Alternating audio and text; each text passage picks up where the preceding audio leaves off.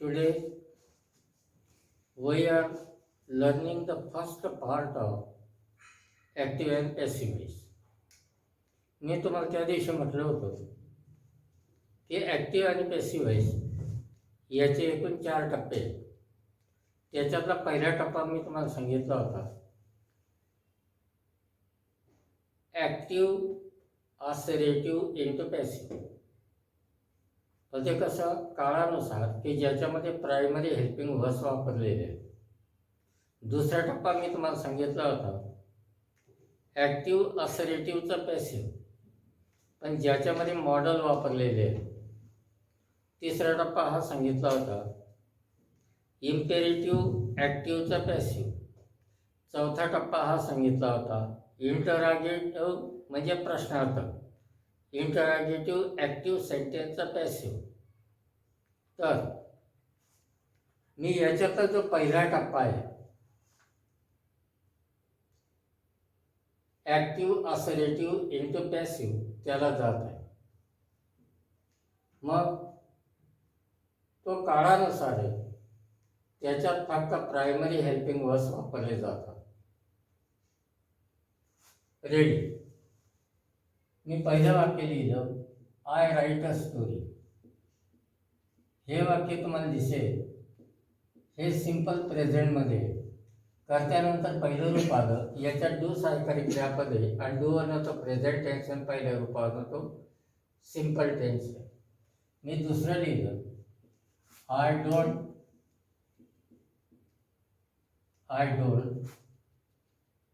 Read books. हा simple present tense not of. She does not read. She does not read books. हा simple present tense not option.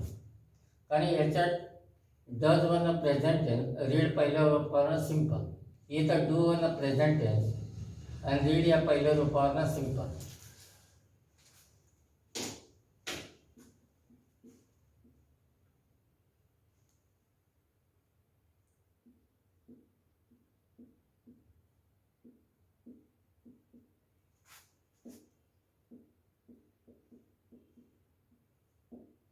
हा simple present tense never वापरू नये. कर्त्यानंतर हे पहिलं रूप आहे, याच्यात डू घुसलेले त्याच्यावरनं हा प्रेझेंट आहे आणि पहिल्या रूपावरनं सिंपल आहे.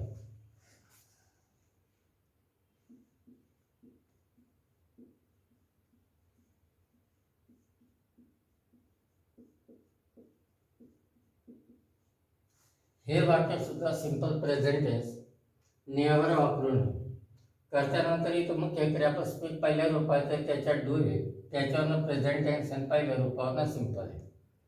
असा हा सिंपल प्रेझेंट अफर्मेटिव्ह, हा सिंपल प्रेझेंट नॉट वापरून, हा सिंपल प्रेझेंट नेव्हर वापरून. परंतु जो सिंपल प्रेझेंट आहे टू बी वापरू नये त्याचं पॅसिव्ह होत नाही, कारण त्याच्यात ऑब्जेक्ट येत नाही. आता एकेका वाक्याचा आपण पॅसिव्ह करू. I write a story.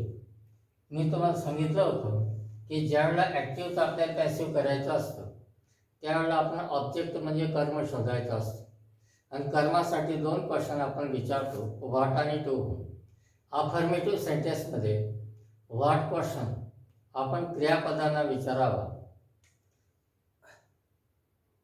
तर आपल्याला डायरेक्ट ऑब्जेक्ट मिळतं. जर आपण टू होम प्रश्न विचारला ते इनडायरेक्ट ऑब्जेक्ट आपल्याला मिळतं. जे निगेटिव्ह सेंटेन्स असतात त्याच्यातही व्हॉट आणि टू होम प्रश्न आपण विचारले म्हणजे आपल्याला ऑब्जेक्ट मिळतं. मग याच्यामध्ये राईट हे मुख्य क्रियापद आहे तुमचं आणि त्याच्यानंतर स्टोरी हे व्यक्ती नाही आहे, म्हणून हे डायरेक्ट ऑब्जेक्ट असण्याची शक्यता जास्त. मी पहिला प्रश्न विचारतो आय राईट अ स्टोरी, मी गोष्ट लिहितो. व्हॉट राईट काय लिहितो, स्टोरी. व्हॉटने मिळाला हे डायरेक्ट ऑब्जेक्ट आहे. पॅसिव्हची सुरुवात कर्माने होते. या ठिकाणी कर्म आलं तुमचं, ऑब्जेक्ट आलं स्टोरी. राईट. कर्त्यानंतर हे जे पहिलं रूप आहे राईट याच्यामध्ये डू आहे. डू डज बिल्ड हे फक्त ॲक्टिव्ह वाक्यांमध्ये वापरले जातात. पॅसिव्हच्या वाक्यामध्ये त्याच्या ऐवजी आपल्याला एम, इज, आर, वाज, वेअर वापरावं लागतं. हा प्रेझेंट असल्यामुळे इथं कर्मानुसार मी एम, इज, आर वापरेल. मग आता स्टोरीचा सर्वनाम इट आलं, मग इटनुसार मी इथे इज लिहिल. पॅसिव्हमध्ये नेहमी पास्ट पार्टिसिपल म्हणजे मुख्य क्रियापदाचं तिसरं वापरतात. मग राईटचं तिसरं पै रिटर्न राईट. इथं उरलेलं वाक्य किंवा उरलेलं कर्म नाही आहे, ते जर राहिलं असतं तर मी इथं ते लिहिलं असतं. म्हणून मी इथं लिहितोय बाय, आणि बाय नंतर हा जो कर्ता आहे मी इकडे लिहितो. पॅसिव्हमध्ये जो कर्ता असतो तो सर्वनाम असेल तर द्वितीयेत लिहिला जातो, ठेवलेलं नाव असेल, सामान्य नाम असेल, जसंच्या तसं लिहिलं जातं. म्हणून आयची द्वितीय मी इथं मी लिहिली. दोन्ही वाक्यांचा अर्थ एकच आहे. आय मी राईट लिहितो अ स्टोरी गोष्ट, आणि इथं स्टोरी गोष्ट इज रिटर्न लिहिली जाते बाय मी माझ्याकडनं स्टोरी लिहिली जाते, मी स्टोरी लिहितो. दोघांचा अर्थ एकच आहे. आता दुसरं वाक्य आहे तुमचं, आय डोंट रीड बुक्स. मग याच्यामध्ये डोंट रीड बुक्स याच्यामध्ये क्रियापदे डू आणि रीड. मग ज्या वेळेला वाक्य नकारात्मक असतं, कर्मासाठी व्हॉट आणि टू होम प्रश्न आपण क्रियापदे आणि नकारात्मक शब्दाला विचारावे म्हणजे आपल्याला ऑब्जेक्ट मिळतं. डोंट रीड वाचत नाही, काय वाचत नाही? बुक्स पुस्तके. मग याच्यामध्ये ऑब्जेक्ट आलं बुक्स. मग पॅसिव्ह करताना मी पहिल्याने ऑब्जेक्ट लिहिलं.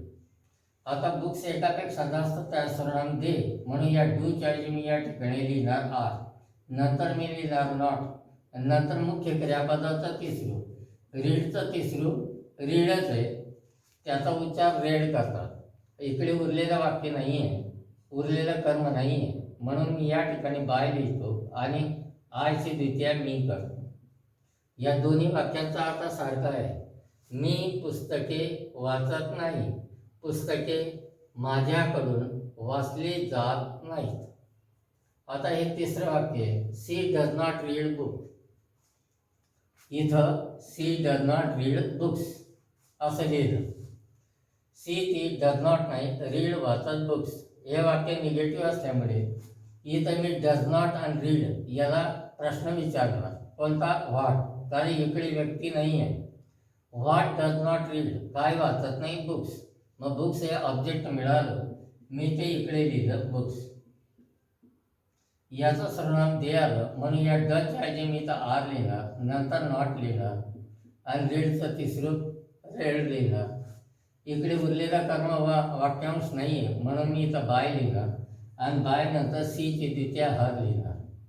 या दोन्ही वाक्यांचा अर्थ एकच आहे. ती पुस्तके वाचत नाही, पुस्तके तिच्याकडून वाचली जात नाही. आता पुढचं वाक्य, वी नेव्हर ईट मटन.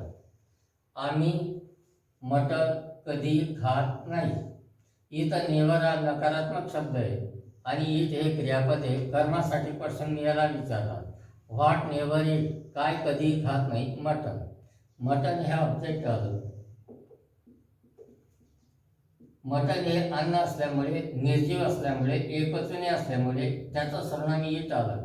मग ईटनुसार मी याच्यातल्या डूच्या ऐवजी इज लिहिणार, नंतर मी नेव्हर लिहिणार आणि नंतर मुख्य क्रियापदाचं तिसरं ईट, एट, इटन लिहिणार. उरलेलं कर्म, उरलेलं वाक्य नाही म्हणून बाय लिहिणार आणि नंतर खरा करता द्वितीय तिकडे वहीची द्वितीय आस लिहिणार. इथं ही नेव्हर स्पीक्स अ लाय असं वाक्य दिलेलं आहे. तो खोटं कधीही बोलत नाही. याच्यात नकारात्मक शब्द नेव्हर आणि स्पीक्स हे मुख्य क्रियापद आहे. मग यांना मी प्रश्न विचारणार. व्हॉट नेव्हर स्पीक्स, काय कधीही बोलत नाही. अ लाय म्हणजे खोटी गोष्ट. हे ऑब्जेक्ट आलं, मग हे ऑब्जेक्ट मी इकडे लिहिलं अ लाय. याचं सर्वनाम ईट आलं, म्हणून याच्यातल्या डच ऐवजी मी इथे इज घेतलं, नंतर नेव्हर घेतलं, नंतर स्पीकचं तिसरं स्पोकन घेतलं. Speak, spoke, spoken. इकडे उरलेलं कर्म किंवा ऑब्जेक्ट नाही आहे, म्हणून मी इथे लिहिलं बाय आणि त्याच्यानंतर हीच रित्या हिम लिहिली.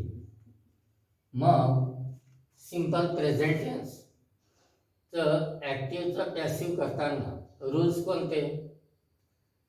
ज्या वेळेला सिंपल प्रेझेंट टेन्स असेल, वाक्य ॲक्टिव्ह व्हॉइसमध्ये असेल आणि त्याचा आपल्याला पॅसिव्ह करायचा असेल तर पहिल्यांदा आपण ऑब्जेक्ट लिहायचं. ऑब्जेक्ट जर सर्वनाम असेल तर प्रथम विभक्तीत लिहायचं. ते जर ठेवलेलं नाव किंवा सामान्य नाम असेल जसंच्या तसं लिहायचं. इथं स्टोरी हे कॉमन नाउन सामान्य नाम आहे म्हणून मी जसंच्या तसे लिहिलेलं आहे. प्रथम आपण कर्म लिहावं. कर्मानंतर कर्मानुसार टू बीची वर्तमानकाळी रूपे आपण एम, इज, आर वापरावं. नंतर सेंटेन्स जर निगेटिव्ह असेल तर आपण नकार लिहावा. नंतर मुख्य क्रियापदाचा तिसरू म्हणजे पास्ट पार्टिसिपल लिहावं. त्याच्यानंतर उरलेलं कर्म असेल, उरलेलं वाक्य असेल ते लिहावं आणि नंतर बाय लिहावा. बाय नंतर खरा करता म्हणजे ॲक्टिव्ह करता लिहावा. तो जर सर्वनाम असेल तर त्याची द्वितीय लिहावी. तो जर कॉमन नाउन किंवा प्रॉपर नाउन असेल म्हणजे सामान्य नाम आणि विशेष नाम असेल तर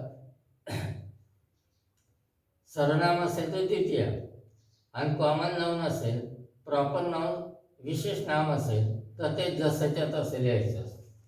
तर हे सिंपल प्रेझेंट टेन्सचे ॲक्टिव्हचे पॅसिव्ह व्हॉइस करताना रूल्स होते. आता मी जातो दुसऱ्या टेन्सला, प्रेझेंट कंटिन्युअसला. प्रेझेंट कंटिन्युअस टेन्सचं वाक्य असेल तर आपण पॅसिव्ह कसा करायचा याच्यात मी छोटी छोटी वाक्य लिहिली होती. पुढच्या याच्यामध्ये मी मोठी वाक्य लिहिली. इथं मी असं लिहिलं, गोपाल is eating mangoes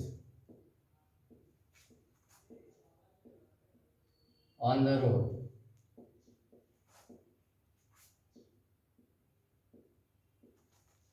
दुसरं वाक्य लिहिलं, I am teaching you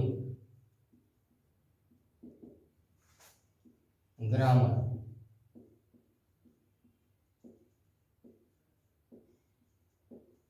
तिसरं वाक्य लिहिलं, the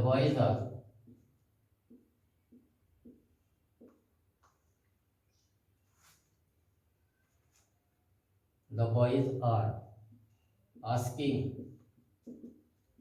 questions to the teacher. Asking questions to the teacher. Ready. Gopal is आहे eating था mangoes on the road. तर मला लक्षात येईल इथे इज आहे म्हणून हा प्रेझेंट आहे. इथं मुख्य क्रियापदाला म्हणजे प्रिन्सिपल वर्बला मी आय लावलेलं आहे म्हणून हा कंटिन्युअस टेन्स आहे. याच्यामध्ये एम याच्यावरनं प्रेझेंट टेन्स आहे आणि टीचिंगवरनं हा कंटिन्युअस टेन्स आहे. इथं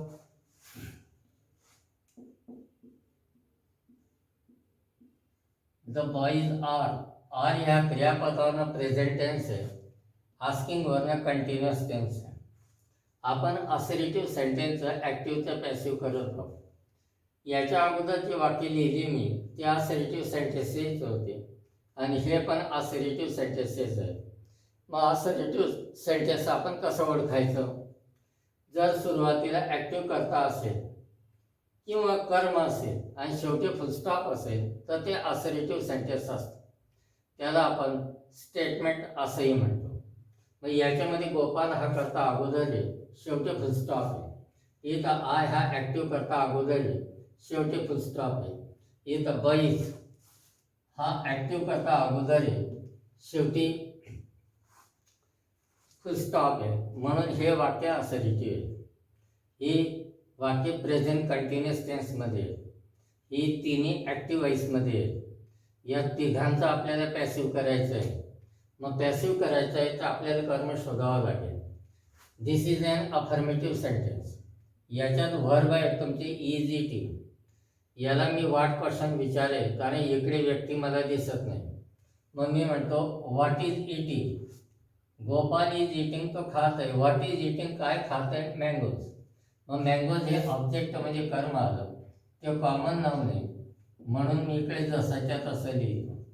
मँगोज एकापेक्षा जास्त आहे त्याचं सर्वनाम दे आलं म्हणून या ईजच्या ऐवजी मी इथं आर वापरणार. इथं हा कंटिन्युअस टेन्स आहे. कंटिन्युअस टेन्सचा पॅसेज ज्यावेळेला आपण करतो त्यावेळेला आपण अगोदर बीइंग लिहितो.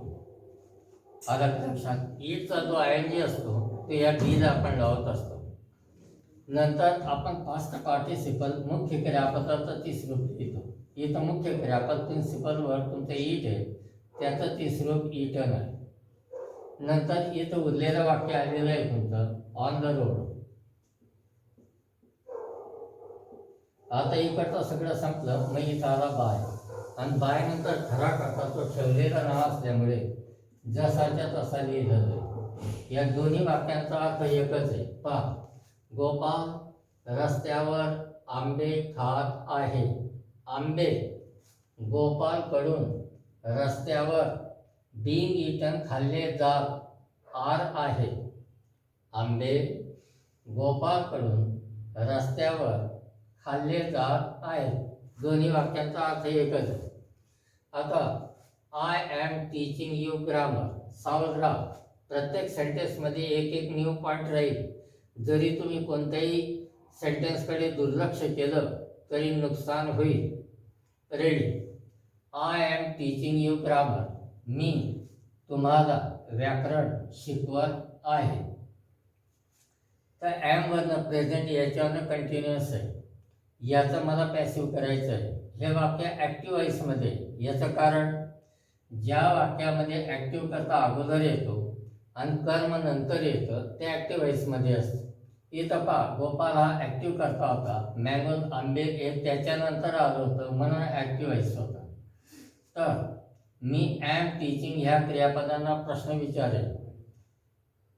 मी ॲम आहे टीचिंग शिकवत यू तुम्हाला ग्रामर. मग टू होम कोणाला ॲम आहे टीचिंग शिकवत. कोणाला शिकवतं यू तुम्हाला. हे टूमने मिळालं इनडायरेक्ट ऑब्जेक्ट आहे. व्हॉट ॲम टीचिंग काय शिकवत आहे ग्रामर.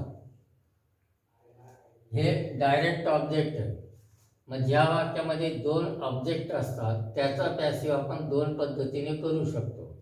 मग पहिल्याने आपण ऑब्जेक्ट घेऊ यू. मग यू नसाल ह्या ॲमच्या ऐवजी इथं आर येईल. हा कंटिन्युअस टेन्स असल्यामुळे बीइंग येईल. हा पॅसिव्ह असल्यामुळे याचं टीच टॉट टॉट. बरोबर. नंतर उरलेला ऑब्जेक्ट येईल तुमचं ग्रामर. बरोबर. संपलं. इथं लिहिलं मी बाय आणि बाय नंतर खरा करता आयची द्वितीया मी लिहिली. आता मी ग्रामर हे ऑब्जेक्ट घेतो. इथं घेतलं ग्रामर. याचं सर्वनाम ईट आलं. ईट नुसार ह्या ॲमच्या ऐवजी ई झालं. कंटिन्युअस टेन्स आहे म्हणून बीइंग आलं. नंतर टीचं तिसरूप टॉट आलं. राईट. त्याच्यानंतर ग्रामर घेतलं. हां, तर केव्हाही लक्षात ठेवा ॲक्टिव्ह व्हॉइस असो पॅसिव्ह व्हॉइस असो दोघांसाठी एकच नियम आहे. जर इनडायरेक्ट ऑब्जेक्ट अगोदर असेल आणि डायरेक्ट ऑब्जेक्ट नंतर असेल त्याच्यामध्ये टू येत नाही. परंतु डायरेक्ट ऑब्जेक्ट अगोदर आलं आणि इनडायरेक्ट ऑब्जेक्ट जर नंतर येत असेल तर आपल्याला पहिल्यांदा टू लिहावा लागतो आणि नंतर ते इनडायरेक्ट ऑब्जेक्ट आपण लिहायचं असतं. हे लिहून माझं झालं. इथं आलं बाय आणि बाय नंतर खरा करता आहे तुमचा यू. यूची द्वितीया यूज आहे. मी लिहिलं इथे यू. या दोन्ही वाक्यांचा या तिन्ही वाक्यांचा अर्थ एकच आहे. ऐकून पहा. मी तुम्हाला व्याकरण शिकवत आहे. इथं तुम्हाला माझ्याकडून व्याकरण शिकवलं जात आहे. बरोबर. आणि हे पुढचं वाक्य व्याकरण तू अरे इथं करता आपला आय होता ना. मग इथं आपलं मी. व्याकरण माझ्याकडून तुम्हाला शिकवलं जात आहे. या तिन्ही वाक्यांचा अर्थ एकच आहे. आता पुढचं वाक्य boys are asking questions to the teacher. इथंही दोन ऑब्जेक्ट ठेवलेले आहेत मी. पाहता मुले शिक्षकाला प्रश्न विचारत आहेत. बरोबर. व्हॉट आर आस्किंग काय विचारत आहेत questions. To whom are asking कोणाला विचारत आहे, द टीचरला. मग क्वेश्चन्स हे डायरेक्ट ऑब्जेक्ट आलं आणि टीचर हे इनडायरेक्ट ऑब्जेक्ट आलं. तर आता आपण इनडायरेक्ट ऑब्जेक्टनुसार पहिल्यांदा पॅसिव्ह घेऊ. मी लिहिलं इथं द टीचर. बापू ते बोलणं पण ठेव. The teacher. त्याच्यानंतर टीचर ही स्त्री असो वा पुरुष असो, त्याचं सर्वनाम एक तर ही किंवा सी येईल. मग या ठिकाणी या आरच्या ऐवजी तुमचं इज येईल. हा कंटिन्युअस टेन्स दाखवण्यासाठी बिईंग येईल. पॅसिव्ह म्हणून मुख्य क्रियापदाचं तिसरं रूप आस्ककडे. तुम्ही द टीचर ह्या ऑब्जेक्टनुसार पॅसिव्ह करत आहात. उरलेला ऑब्जेक्ट आहे तुमचा क्वेश्चन्स. मग तुम्हाला लक्षात येईल इथं डायरेक्ट ऑब्जेक्ट अगोदर होतं, नंतर इनडायरेक्ट ऑब्जेक्ट आलं म्हणून इथं आला टू. पण इथं टीचर हे इनडायरेक्ट ऑब्जेक्ट अगोदर आलं आणि डायरेक्ट ऑब्जेक्ट नंतर आलं म्हणून टू नाही. म्हणून आता सगळं संपलं तर इथं आलं बाय. बाय नंतर खरा करता द बॉईज. द बॉईज हे कॉमन नाम आहे, सामान्य नाम आहे, म्हणून मी इथं तसाच्या तसं लिहिलं. या दोन्ही सेंटेन्सेसचा अर्थ एकच आहे. कसा? मुले शिक्षकाला प्रश्न विचारत आहेत. शिक्षकाला मुलांकडून प्रश्न विचारले जात आहेत. आता मी ऑब्जेक्ट घेतो क्वेश्चन्स. इथं लिहिलं मी क्वेश्चन्स. याचं सर्वनाम दे आलं. मग देनुसार इथं काय येईल? आर. इथं कंटिन्युअस टेन्स दाखवण्यासाठी बिंग. मुख्य क्रियापदाचं तिसरं रूप येईल तुमचा asked. Questions are being asked. मग उरलेला ऑब्जेक्ट कोणता आहे? Indirect object. मग त्याच्या पुढे अगोदर टू येईल आणि नंतर द टीचर. सगळं संपलं. याच्यानंतर बाय. बाय नंतर खरा करता द टीचर. तो कॉमन नाउन असल्यामुळे मी जसाच्या तसा लिहिल. या तिन्ही वाक्यांचा अर्थ सारखा आहे की नाही पहा. आपल्या दोन्ही वाक्यांचा अर्थ सारखा आहे. शिक्षक मुलांकडून शिक्षकाला मुलांकडून प्रश्न विचारले जात आहेत आणि इथं प्रश्न टीचरकडून टीचर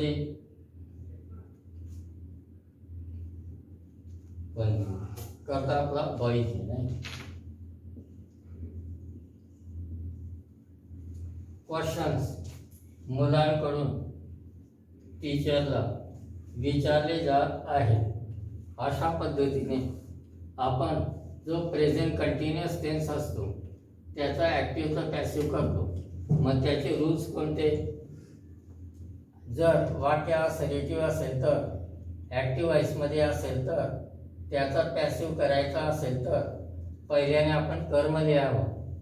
कर्मानंतर कर्मानुसार एम इज आर ही सहाय्यकारी क्रियापदे वापरावी. जर सेंटेन्स निगेटिव्ह असेल तर आपण नॉट वापरावं. कंटिन्युअस टेन्स दाखवण्यासाठी बिंग वापरावं. पॅसिव्ह आहे म्हणून मुख्य क्रियापद रूप लिहावं. उरलेलं कर्म असेल ते लिहावं. उरलेलं कर्म जर इनडायरेक्ट ऑब्जेक्ट असेल तर त्याच्यापुढे टू लिहावा आणि नंतर इनडायरेक्ट ऑब्जेक्ट लिहावं. उरलेलं वाक्य असेल ते लिहावं. त्याच्यानंतर बाय लिहावा. बाय नंतर खरा करता लिहावा. ॲक्टिव्ह करता म्हणजे खरा करता सर्वनाम असेल त्याची द्वितीय विभक्ती लिहावी. ते जर कॉमन नाउन किंवा प्रॉपर नाउन असेल म्हणजे सामान्य नाम किंवा विशेष नाम असेल जसंच्या तसं लिहावं. आता मी जातो प्रेझेंट टेन्सच्या तिसऱ्या प्रकाराला, प्रेझेंट परफेक्ट टेन्स.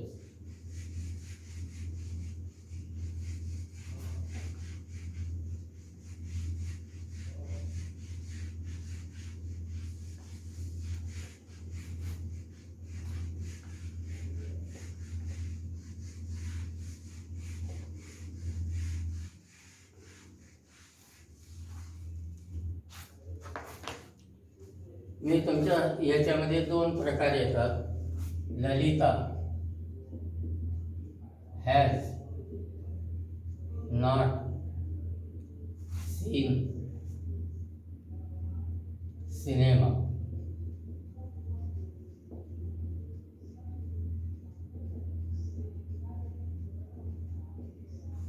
दुसरं वाक्य मी लिहिलं. पीपल हॅव वाटर्ड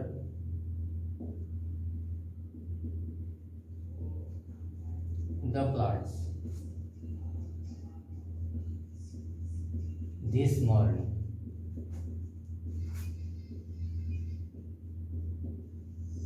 पहिल्या वाक्याच्या शेवटी इन द थिएटर.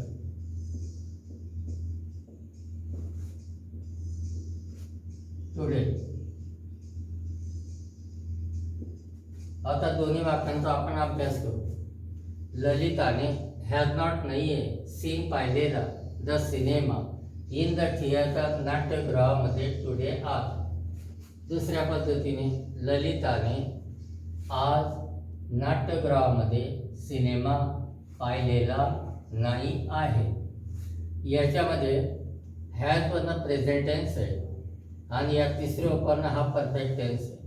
इथं हॅव वरनं प्रेझेंट टेन्स आहे आणि या तिसरे उपकरण हा परफेक्ट टेन्स आहे. याची सुरुवात ॲक्टिव्ह कर्त्याने झाली आहे, कर्म नंतर आलेलं आहे. इथं ॲक्टिव्ह कर्ता अगोदर आहे, कर्म नंतर आहे, म्हणून ॲक्टिव्ह हे दोन्ही वाक्य ॲक्टिव्ह व्हॉइसमध्ये आहे. ही असर्टिव्ह सेंटेन्सेस आहे, कारण याची सुरुवात कर्त्यानंतर कर्त्यानुसार क्रियापदे आलेली आहे आणि शेवटी पूर्ण विराम आहे, म्हणून दोन्ही वाक्य असर्टिव्ह सेंटेन्सेस आहे. आता यांचा पॅसिव्ह करायचा असेल तर मी कर्म शोधायला पाहिजे. मग आता पहा, Lalita has not seen cinema in the theatre today. याच्यात क्रियापदे कोणती आली? हॅज आणि सी, आणि वाक्य नकारात्मक, म्हणून कर्मासाठी क्वेश्चन ही क्रियापदे नकारात्मक शब्दाला मी विचारणार. व्हॉट हॅज नॉट सीन, काय पाहिलेलं नाही. द सिनेमा, व्हॉटने मिळालं हे डायरेक्ट ऑब्जेक्ट आहे, दुसरं ऑब्जेक्ट इथं नाही आहे, म्हणून त्या ऑब्जेक्टनुसार मी पॅसिव्ह करेल. मग पहिल्यांदा मी द सिनेमा, याचा सर्वनाम इट आलं, इटनुसार या हॅजच्या ऐवजी हॅजच येईल. जर इथं अनेकवचन आलं असतं तर मी हॅव वापरलं असतं, बरोबर. त्याच्यानंतर मी वापरणार नॉट, आणि परफेक्ट टेन्स दाखवण्यासाठी मी वापरणार बी, आणि हा पॅसिव्ह आहे म्हणून आयतच तिसरं बी. नंतर उरलेलं वाक्य इन द थिएटर.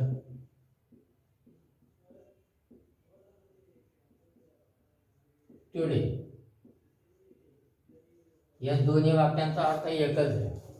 ललिताने आज नाट्यगृहात सिनेमा पाहिलेला नाही आहे. सिनेमा आज नाट्यगृहामध्ये, 1 minute, cinema has not been seen. आपला कर्ता लिहायचा राहिला तर इथं पहिले मी बाय लिहिली, नाही उरलेलं वाक्य लिहिली इन द थिएटर टुडे. हे वाक्य संपल्यानंतर शेवटपर्यंत बाय लिहिली आणि बाय नंतर खरा करता आला ललिता. इथं दोन्ही वाक्यांचा अर्थ सारखा आहे. हाय कॅन पहा, ललिताने आज नाट्यगृहामध्ये सिनेमा पाहिलेला नाही आहे. सिनेमा ललिताकडून आज नाट्यगृहामध्ये पाहिला गेलेला नाही आहे. आता पुढचं वाक्य, people have watered the plants this morning. असं वाक्य मी लिहिलेलं. लोकांनी हॅव आहे वॉटर्ड पाणी घातलेलं, द प्लांट्स म्हणजे रोपट्यांना, धिस मॉर्निंग आज सकाळी. मग ही क्रियापदे आहे, याच्यावरनं प्रेझेंट, याच्यावरनं परफेक्ट. मी प्रश्न विचारतो, व्हॉट हॅव वॉटर्ड, कशाला पाणी घातलेलं आहे? द प्लांट्स म्हणजे रोपट्यांना. ते कर्म मिळालं म्हणून मी पहिल्यांदा लिहिलं द प्लांट्स. प्लांट्स एकापेक्षा जास्त आहेत म्हणून हॅवच्या ऐवजी हॅव येईल, कारण प्लांटचं सर्वनाम ते आलं म्हणून हॅव. पण इथं जर सर्वनाम ही किंवा सी किंवा इट आलं असतं तर मला हॅवच्या ऐवजी हॅज लिहावं लागलं असतं. हा परफेक्ट टेन्स आहे दाखवण्यासाठी मी इथं बीन लिहिणार, हे तिसरं लिहिणार वॉटर. उरलेलं वाक्य आहे तुमचं धिस मॉर्निंग. इकडचं वाक्य संपलं, मी लिहिणार बाय, आणि बाय नंतर खरा करता कॉमन नाऊन आहे, मी जसाच्या तसा लिहिलं. या दोन्ही वाक्यांचा अर्थ एकच आहे. लोकांनी आज सकाळी रोपट्यांना पाणी घातलेले आहे. रोपट्यांना लोकांकडून आज सकाळी पाणी घातले गेलेले आहे. अशा पद्धतीने जे प्रेझेंट परफेक्ट टेन्स असतो त्याच्या ॲक्टिव्हचं पॅसिव्ह करायचं असतं. मग त्याचे रूल्स कोणते? जर वाक्य तुमचं असर्टिव्ह असेल, ॲक्टिव्ह व्हॉइसमध्ये असेल, ते प्रेझेंट परफेक्ट टेन्समध्ये असेल आणि त्याचं पॅसिव्ह करायचं असेल तर पहिल्याने आपण ऑब्जेक्ट लिहावं. ते ठेवलेलं नाव किंवा कॉमन नाऊन असेल जसंच्या तसं लिहावं. इथं सिनेमा हे कॉमन नाऊन आहे म्हणून मी जसं तसं लिहिलेलं आहे. इथं जर एखादं नाव आलं असतं ते मी जसंच्या तसं लिहिलं असतं आणि ते जर सर्वनाम राहिलं असतं तर मी इथं प्रथमा लिहिली असते. तर पहिल्याने आपण कर्म लिहावं. कर्म जर तृतीय पुरुषी एकवचनी असेल तर हॅज लिहावं. जर ते तृतीय पुरुषी एकवचनी नसेल तर हॅव लिहावं. नंतर वाक्य निगेटिव्ह असेल तर नॉट लिहावा. परफेक्ट टेन्स दाखवण्यासाठी बीन लिहावा. पॅसिव्ह आहे म्हणून तिसरूप जसंच्या तसं लिहावं. उरलेलं कर्म उरलेलं वाक्य असेल ते लिहावं. नंतर बाय लिहावा. नंतर खरा करता लिहावा. खरा करता ठेवलेलं नाव कॉमन नाऊन असेल जसाच्या तसा लिहावा. तो जर सर्वनाम असेल तर त्याची द्वितीय लिहावी. हे प्रेझेंट परफेक्ट टेन्स आहे.